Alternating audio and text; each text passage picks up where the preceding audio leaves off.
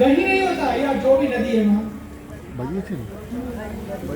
Thames मैया हो या कोई नदी हो, कहीं नहीं है मांगड़ जी, कहीं नहीं होता। लेकिन वहाँ बैठते तो है लोग नदी के किनारे अपना हैप्पी आवर सेलिब्रेट करने के लिए। Friday Saturday Sunday to celebrate happy hour. Yes, let us celebrate our happy hour on the banks of mother Ganga. हम भी मनाते हैं, लेकिन हाथ में बोतल लेकर नहीं, पिकनिक करने के लिए नहीं, पार्टी करने के लिए नहीं, बल्कि भक्ति के साथ बैठते हैं। हाथ में थाली होती है, उसमें दिया होता है, और जब स्वर गूंजते हैं उन गंगा के तटों पर, नदियों के तटों पर, ओम जय गंगे माता, पूरा वातावरण गुंजरित हो जाता है। आज भी गाएंगे, आज भी उस आनंद को प्राप्त करेंगे। इसलिए हमें याद रखना है गंगा के इस पावन तट पर कि हमें इन नदियों को बचाना है। नदियां हैं तो दुनिया है। अगर गंगा बचेगी, हमारी संस्कृति बचेगी, ये जल बचेगा, ये दुनिया बचेगी। No water no life, no water no parties even, no conference and no water no Kumbh. पानी नहीं तो प्रयाग कैसा? कुंभ प्रयागराज में सब आएंगे, वह कैसा कुंभ होगा अगर पानी नहीं होगा? इस सिंगल यूज प्लास्टिक को बंद करना है। नदियों के किनारे किनारे ग्रीन कॉरिडोर्स, ग्रीन क्रेमेटोरियम्स और पेड़ों से इन्हें सजाना है।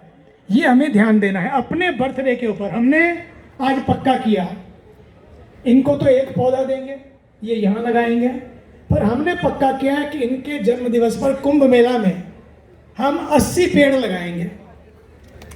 80 साल के हो गए, 80 पेड़। अभी अभी राजस्थान, मेरा जब 70 साल, तो एक राजस्थान के हमारे मारवाड़ी, नोखा, बीकानेर की धरती में नोखा है, नोखा का बड़ा अनोखा उदाहरण उन्होंने प्रस्तुत किया।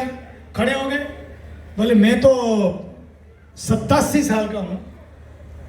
मैं कहा 87? दम था। बोले मैंने पक्का किया आपके जन्म दिवस पे 70,000 और मैं अपना जन्म दिवस 87,000 पौधे लगाकर मनाऊंगा। और 87,000 पौधे पर शर्त रखी उन्होंने कि शर्त ये है कि आप पहला पौधा लगाने भी आएंगे और अंतिम पौधा लगाने भी। मैंने सोचा राजस्थान की बात है, राजस्थान को बहुत पेड़ चाहिए, तो पक्का किया। मैं पहला पौधा लगाने भी गया, जयपुर के उस पार्क में, सेंट्रल पार्क में, वहाँ पर लगाया। और फिर अंतिम पौधा नोखा में लगाने गए। स्वामी रामदेव जी भी गए, स्वामी गुरुशनंद जी, भाई जी, अनेकों संत गए। भाई गजब का काम किया, एक साल में इतने पेड़ लगा दिए। और जाकर हमने कहा कि ये पद्माराम जी, अब पद्माराम जी नहीं, हमने अपनी चद्दर उतारी। हमने कहा भैया अपने पास तो यही है, वो चद्दर ही उनको दे दी और बना दिया कि पद्माराम जी, आज से संत पद्माराम जी, कि दूसरों के लिए इतने पेड़ लगाए। और वो सचमुच इतना अद्भुत दृश्य था। वहाँ उन्होंने, यहाँ 51,000 दीप जलाए और वहाँ उन्होंने 51,000 लोगों को बुलाया, सबको जिमा, सत्संग कराया और साथ में जाते समय प्रसाद का डिब्बा और एक पेड़। अब समय आ गया है, पेड़े नहीं बांटो, वैसे ही सबको। आज पता है आपको, आज वर्ल्ड डायबिटीज डे है। वैसे ही बहुत सारी डायबिटीज हो रखी है लोगों को, इसलिए पेड़े नहीं बांटो, अब पेड़ बांटो।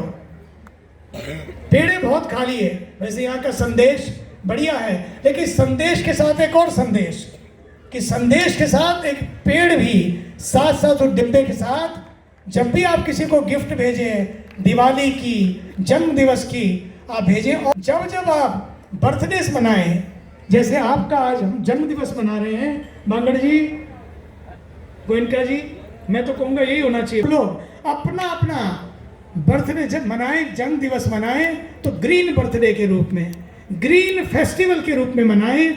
यही तो हमें करना है। और कुछ ऐसा करके जाए कि लगे कोई एक हमने निशान छोड़े अपने। पत्थर तो बहुत लगाए, पहचान बन जाए। जीने को तो जिंदगी यूं सभी जी लेते हैं, लेकिन जिंदगी जियो तो ऐसी जियो कि जिंदगी एक है और जिंदगी एक मशाल बन जाए, एक दिया जले। मुझे बहुत अच्छा लगा। देखो भैया, हमने तो पक्का किया जब मैं आज मिला, जब पौधों की बात आई, अयोध्या की बात आई, तो मैंने उन्हें कहा इतना भव्य, इतना दिव्य, इतना सुंदर मंदिर बन रहा है आदरणीय योगी जी, हमने पक्का किया है कि अयोध्या में जितने पौधे लगे वो सारे पौधों की सेवा भगवान को देंगे। और पहला चेक मेरा 51 लाख का ये, फिर 51 लाख है, ये करके जितने और पौधे लगेंगे वो सारे के सारे परमार्थ की सेवा होगी, ताकि पेड़ लगेंगे। जब लोग आए, राम जी तो पंचवटी से लौट के आए, रावण का वध हुआ, विभीषण का तिलक हुआ, लौट कर आए जब, तो पूरी अयोध्या में दिए जलाए गए। इस बार की दिवाली इसलिए भी बड़ी भव्य दिवाली है, विशेष दिवाली है।